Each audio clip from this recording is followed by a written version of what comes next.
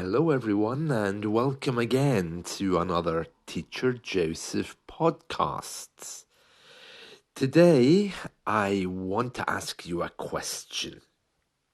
What do you believe about your English? Do you believe it's good? Do you believe it's bad? Or do you have other adjectives to describe it? What was the learning process like? Good? Bad? Difficult? Can you think of some words which describes your learning process? Be as brutal as you like, but try to come up with 5 words which describe your learning process. Now, a wise man once said that we are the product of our past. To put it into a song, some people say and sing that very famous song, Prisoner of the Past. I can't remember who sang that originally, but it was a big hit, probably in the 1980s, I think. Do you think that your past affects your learning? I would say absolutely. Some of us are learning English to escape from our past. Some of us are learning other languages because we feel we don't connect well with the language which is more common around us. For example, if you live in Germany, some Germans might say, you know what, I really don't connect well with other Germans, so I'm going to learn English. Some English people do it as well. We try to escape our surroundings. My question is, though, how does your past affect your current situation? Whatever your view of the past was is carried forwards. And then we hear statements like, oh, I can't learn English. I can't do this. Oof. I've been through enough in my life. I can't sit down and learn a new language. That takes all kinds of forms. It can even come out in guilt. Oh, my life has been so difficult. I feel so bad about everything that I can't learn English. I say all of this because each of us has this recording in our minds about why we can't do the thing we want. It's like a constant voice in our heads. I can't do this. I can't do this. I can't do this. This is difficult. This is difficult. This is difficult. But yet we really don't know where that voice is coming from. We don't know why it's there. And we really don't know what it is that's holding us back. And what I'm saying to you today is that it's probably somewhere coming from your past, and it needs to be corrected. Now, this is going to sound really weird, okay? What I'm about to say is going to sound completely odd, but it has to be said. If you don't go back and correct whatever issues are lurking in the back of your mind, then you're not really going to be able to have a view which will allow you to move forward to learn a language. Let me say that again. If you don't go back into your history and rewrite it as something positive, it's going to hold you as its prisoner into the future. So that voice which comes, which says, I can't do this, I can't do this, life is terrible, life is terrible, life is terrible, that needs to be fixed if you ever want to be successful at learning a language, getting that new job, or in fact, doing anything. How do we do that? Well, all of us have flashing memories from the past, things that we haven't done, things we didn't correct, things that maybe our relationships with our friends and families that just passed by that we didn't fix. And we get these memories about the things that we did. And these memories say, oh, you should be guilty because you did that. You should feel terrible because you did that. And that memory will keep coming. Oh, you shouldn't be learning English. You should be guilty because you did that very bad thing. And that's why you need to go back. Now, I don't mean that you have to run to the top of a mountain and pretend that you're Gandhi, but what I do mean is you need to deal with whatever that thing is or whatever that voice came from that told you you were worthless. And that voice is bringing up guilt about the things you've done. So you're not really dealing with a past event exactly.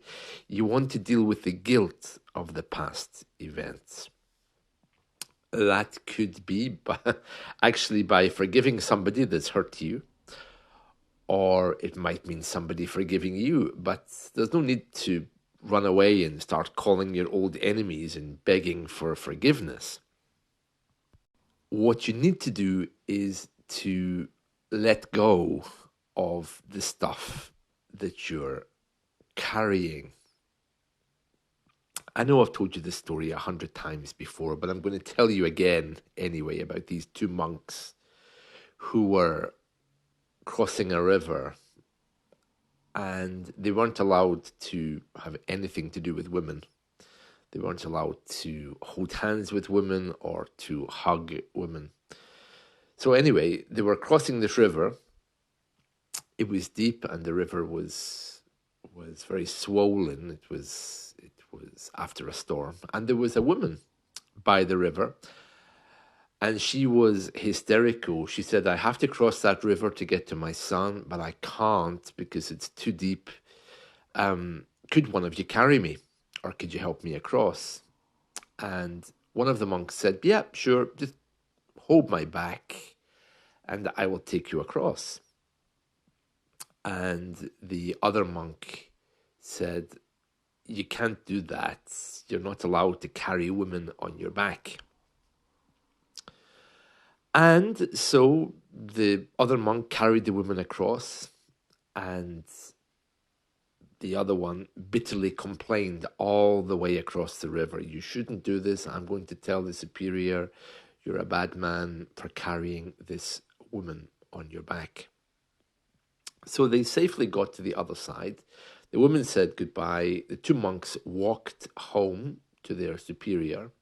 And as soon as they got in, one of them said, oh, wait till I tell you, sir. This other monk, our brother, he carried a woman on his back. Isn't he such a bad man? You should expel him or punish him or do something. But we can't have monks carrying women on their backs like this.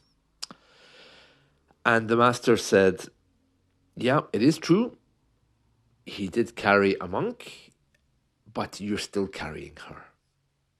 And the idea is that the one who was bitterly complaining wasn't able to let go of the issue.